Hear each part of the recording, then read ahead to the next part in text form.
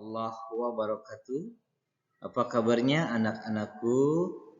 Mudah-mudahan Anda semua dan keluarga ada dalam keadaan sehat walafiat dan selalu berada dalam lindungan Allah Subhanahu wa taala.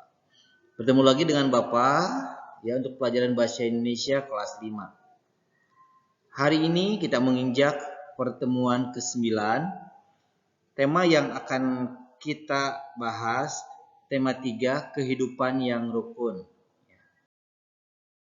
Materi yang akan kita bahas yaitu tentang teks eksplanasi. Apa sih teks eksplanasi itu? Oke. Teks eksplanasi adalah teks yang berisi penjelasan tentang suatu hal, baik itu tentang proses terjadinya fenomena alam, sosial maupun budaya.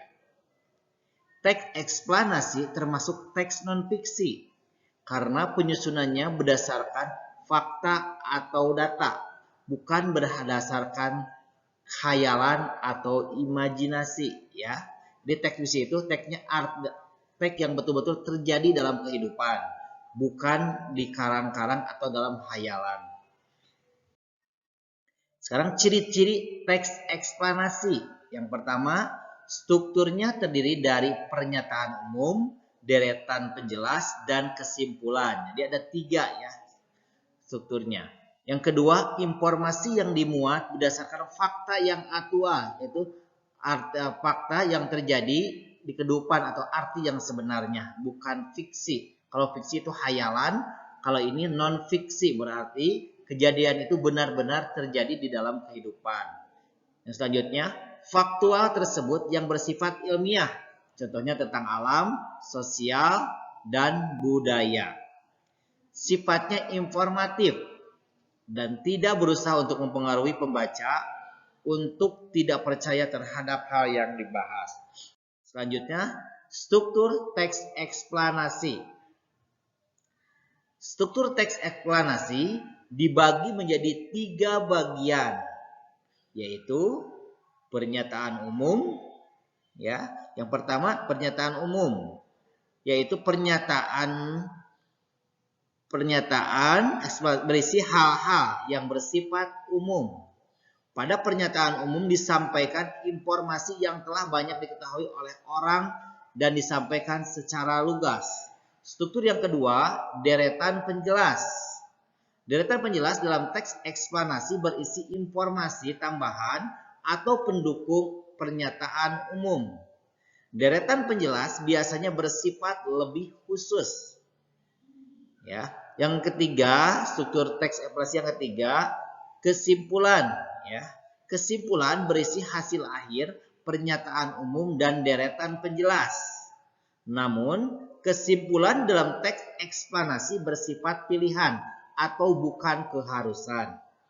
Pendapat yang diberikan dapat berupa tanggapan atas pernyataan ada di dalam teks tersebut.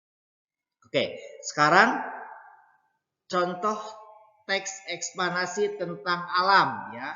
Kita ambil judul tentang bencana alam gunung meletus ya. Nah, ini ada 3 paragraf. Paragraf yang pertama yaitu masuk pernyataan umum ya. Baca ya teksnya. Gunung meletus adalah sebuah bencana alam diakibatkan oleh meletusnya gunung berapi. Gunung berapi bisa meletus sewaktu-waktu. Lahar yang dikeluarkan oleh gunung berapi berbeda. Ada yang menyemburkan lahar panas, ada juga yang mengeluarkan lahar dingin berupa larva dan materi-materi yang lainnya. Itu masuk pernyataan umum. Paragraf yang kedua ada pernyataan penjelas atau deretan penjelas ya. Gunung berapi yang masih aktif bisa meletus kapan saja. Penyebab terjadinya gunung meletus adalah erupsi ya, erupsi magma, yaitu kegiatan magma yang telah mencapai permukaan bumi. Gunung meletus biasanya terjadi di daerah-daerah dataran tinggi di mana ada gunung berapi di sekitarnya. Gunung meletus juga bisa disebabkan oleh gempa bumi atau seisme. Ya.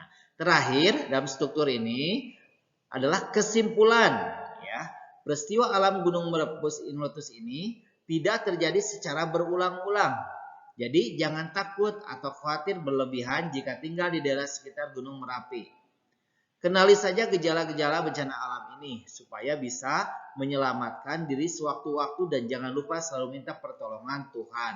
Inilah contoh teks eksplanasi.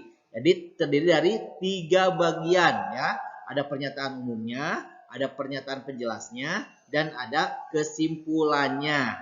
Itu contoh teks eksplanasi. Ini kita ambil contoh tentang alam ya. Ada juga tentang sosial. Ada juga tentang alam, sosial, dan budayanya. Ini terjadi di masyarakat atau di kehidupan kita sehari-hari. Ya. Jadi bukan rekaan atau bukan hayalan. Oke, demikian penjelasan dari Bapak tentang teks eksplanasi. Selanjutnya, tugas kalian buka buku paket halaman 31, lalu baca teks eksplanasi yang berjudul proses terjadinya hujan. Setelah itu, kerjakan tugas halaman 32 dengan menjawab pertanyaan kuisnya. Sekian dulu dari Bapak, mudah-mudahan bermanfaat. Wassalamualaikum warahmatullahi wabarakatuh.